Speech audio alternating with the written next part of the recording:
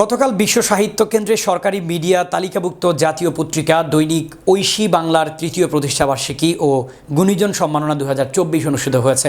দৈনিক ঐশী বাংলার সহযোগী সম্পাদক শাহ ডক্টর আলাউদ্দিন আলনের সঞ্চালনায় গণমাধ্যম ব্যক্তিত্ব পত্রিকাটির সম্পাদক ও প্রকাশক সুফি মাওলানা ARM মহিউদ্দিন খান ফারুকীর সভাপতিত্বে সকাল 9টায় অনুষ্ঠান শুরু হয়।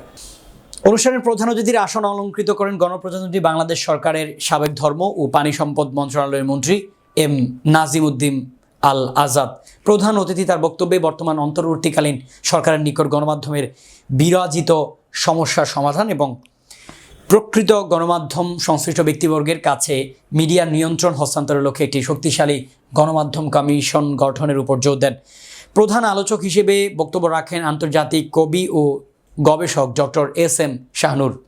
সংবাদপত্র ও মিডিয়া শীর্ষক মুখ্য আলোচক হিসেবে সারোয়ার ওয়াদুদ চৌধুরী অবিলম্বে তথ্য ও গণমাধ্যম সংস্কার কমিশন গঠন করে মাফিয়া ও গডফাদার মুক্ত সৎ সজ্জন নির্মোহ সাংবাদিকদের নিকট সংবাদপত্র ও ইলেকট্রনিক্স মিডিয়ার মালিকানা প্রদানের ব্যবস্থা গ্রহণের জন্য অন্তর্বর্তীকালীন সরকারের প্রধান উপদেষ্টার নিকট দাবি জানান।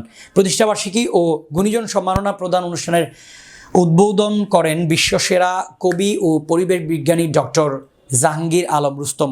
অনুষ্ঠান সারথী ছিলেন প্রকৌশলী মোহাম্মদ হাসিবুর রহমান। বিশেষ অতিথি হিসেবে উপস্থিত ছিলেন প্রফেসর ডক্টর আলহাজ শরীফ আবদুল্লাহ হিসাকি, কবি ও সাংবাদিক লোকমান হোসেন পলা, মোহাম্মদ মশিউর রহমান খান, আবু দাউদ, মোহাম্মদ আব্দুর রব, মুফতি আল্লামা খলিলুর রহমান জিহাদি, SM আমানুল্লাহ, মোস্তফা হোসেন চৌধুরী, মোহাম্মদ আতিকুর রহমান খোকন প্রমুখ। সাহিত্য, শিক্ষা, মুক্তিযুদ্ধ ও মানব কল্যাণে বিশেষ অবদানের জন্য 23 জনকে ঐশী বাংলা গুণীজন সম্মাননা 2024 প্রদান করা হয়। পরিশেষে বিশেষ মোনাজাতের মধ্য দিয়ে অনুষ্ঠানের পরিসমাপ্তি ঘটে।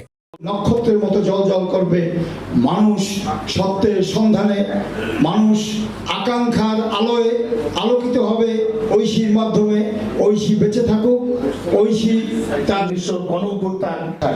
যারা আস্তে আস্তে বললেন এসে গেল। দৈনিক ঐশী বাংলাকে আল্লাহ আপনি দয়া করে কবুল করে নেন।